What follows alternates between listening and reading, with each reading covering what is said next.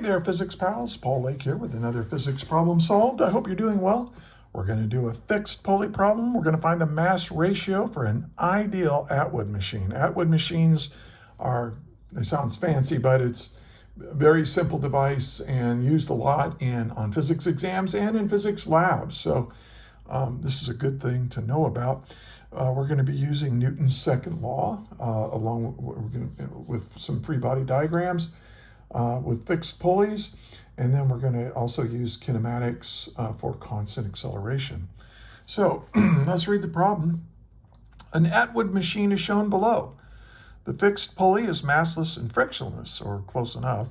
When M1 is released from rest, it descends 2.5 meters to the ground in 2 seconds. Determine the mass ratio of M1 to M2. All right, so let's write down what's given. So we know that, now, here's what an Atwood machine is. It's just a pulley, a fixed pulley, where you've got one mass and another mass, and you just release it. And here we're going to assume that the pulley, its rotational inertia is essentially negligible. And if you haven't had rotational inertia yet, you will. So, but we don't need to worry about that here. There's no friction here. It's all a fixed pulley does in an ideal situation is change the direction of the tension force in the string that's wrapped around it. Okay. So now we know that it's released from rest. So what does that mean? Well, that means the initial velocity is 0, and it's going to fall this distance. We'll call that delta y. And we're going to say that happens in 2 seconds. Okay, from here to here in 2 seconds. All right, so what are we trying to find? Well, that's simple enough. M1 over M2. All right, so let's solve this. Now, as always, I suggest you pause the video right now and give this a shot. Try to do it yourself, and then if you get stuck or confused, just hit play. When you get unstuck or unconfused, hit pause again and try to work it again yourself. And then, and if you need a lot of assistance to get through this problem, work it again tomorrow. Let your brain rest, think about it, learn from it, and then try to do the problem again and do the problem over and over again until you can do it yourself independently. Always something, I mean, it's time consuming, but you want to learn this so you can transfer it to a problem that's similar. And so just watching me do it isn't going to be good enough. You're going to need to make sure you can solve this to yourself. So let's go ahead and get started. Now, I want this mass ratio, and I know that mass is involved, in Newton's second law. We have F equals ma, and so there's masses in there, and I know that this thing is going to accelerate down here while this accelerates up. So I'm going to start with a free body diagram, because when I first worked this problem, I didn't really know exactly how to start it, but I just say, hey, draw a free body diagram and see what happens. So, so what I'm going to do is I'm going to draw a free body diagram of this. Now looky here. This has got a certain amount of mass and gravity's pulling it down. This has got less mass, but gravity's still pulling it down like this. So with these two forces, what I'm going to do is a little trick, and I call it straightening out the free body diagram. We're going to combine object 1 and object 2 into one free body diagram. And watch this. So I'm going to put 1 right here. Here's mass 1. But in my imagination, I'm going to rotate it up like this. So I'm going to pretend that gravity that's pulling it down is really like pulling it to the left. Okay. And this is going to have a mass of, well, it has a mass of m1 times the gravity field of Earth, and that gives us the weight. And then it's connected by a cord here, but we're going to ignore now the pulley, because all the pulley does is change the direction of the tension force within this cord. So here's object 2, and it has gravity pulling it down, right? But we're going to rotate this thing up like that. So now we're going to have m2 times g. Now, the big advantage of doing this is that the tension force within this cord is now rendered irrelevant to solving this problem. Now, if you were to draw a free body diagram of object 1 and a free body diagram of object 2, you would have two force equations and two unknowns. And your two unknowns would be the acceleration. They have the same acceleration, but it would be the acceleration and the tension in this cord that connects them. But you don't need to know the tension in the cord. It's not really asked for in this problem. So why work two equations and two unknowns when you can work one equation with one unknown? That's what straightening out the free body diagram does, because what I'm going to do is I'm now going to say, hey, these two objects together, they're one free body diagram with two outside forces acting on them. Now I know that this thing is going to accelerate to the left.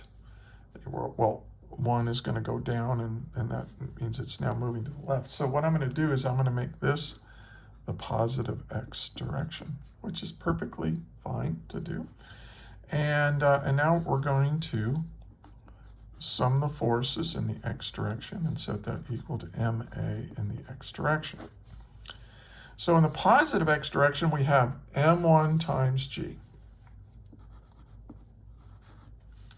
And in the negative direction, so minus, I have this m2 times g. So when I add these two, well, this one's in the negative direction, so it's like subtracting. And what's that going to be equal to? Well, and these are the only two forces. There's no normal force here. Notice there is no normal force. There's no applied force. And well, what about the tension in the string? Notice that it's now internal, because F1 has a tension force like this, right? This has a tension force pulling it up. But this also has a tension force pulling it up. And so the tension force here and the tension force, if you wanted to put them into the force equation, you could, but you have plus Ft minus Ft, so they just subtract each other out.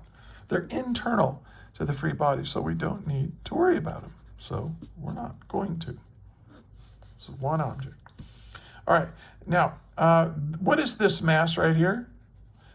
We add up, this means add up all the forces in the x direction on your free body and set that equal to the mass of your free body. The mass of this, which is m1 plus m2. And then they're going to have the same magnitude of acceleration because they're tied together with this string, so they have the same acceleration. So there we go. And now I just need to fool around with this force equation and solve it for m1 over m2. And this is just algebra, but watch what I'm going to do here. I'm going to say, okay, well, this is m1g minus m2g equals, and then I'll distribute that acceleration into the parentheses. Okay, now what do you think we should do next? Well, look at what we're trying to find. We're trying to find m1 over m2. So why not just divide both sides by m2? Perfectly algebraically legal to do that. Okay, now let's see what we get when we divide both sides by m2. Well, I've got m1 over m2. That's why I did it, because look, there's that ratio I'm looking for, but we've got g right here. And then what is minus? We have m2g divided by m2, so that's just g. And this is going to be equal to m1 over m2 times a plus a. See? Sweet. Now, I'm going to subtract this to the other side, and I'm going to add this to the other side. So I have m1 over m2 times g minus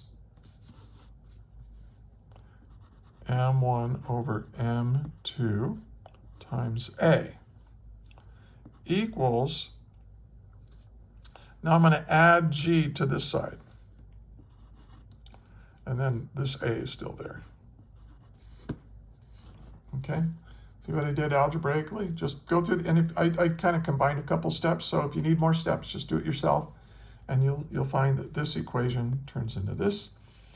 Now I can factor out what I'm trying to find. Oh, that's very exciting. Okay, so we have m1 over m2, and then what's left in here?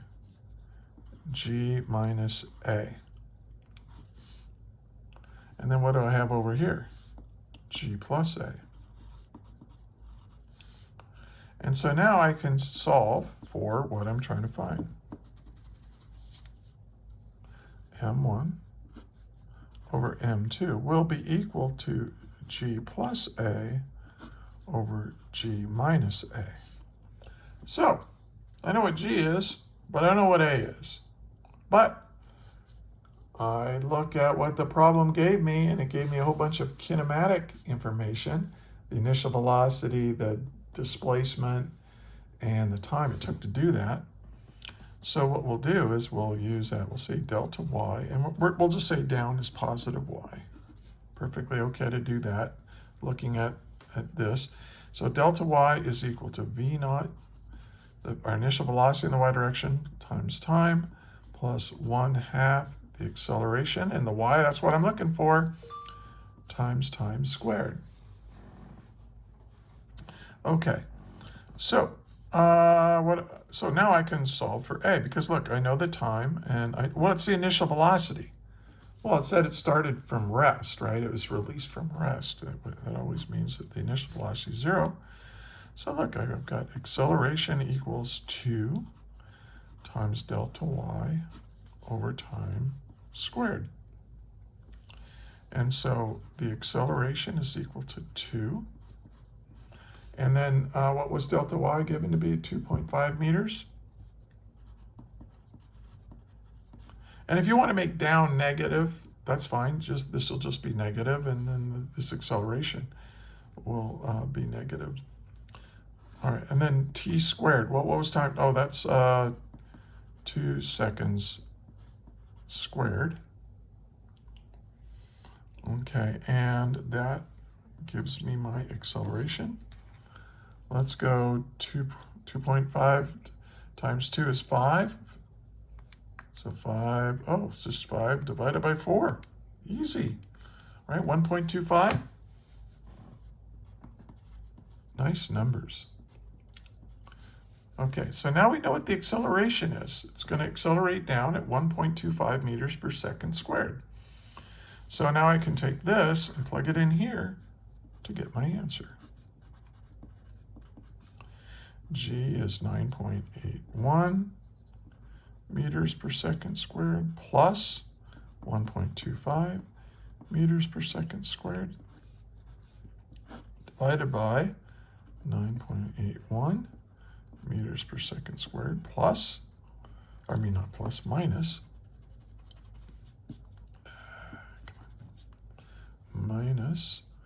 1.25 meters per second squared. And I get my answer. So m1 over m2 will be equal, let's do the arithmetic. I got 9.81, let's clear this, 9.81 plus 1.25 equals, so there's my numerator. Divide that by,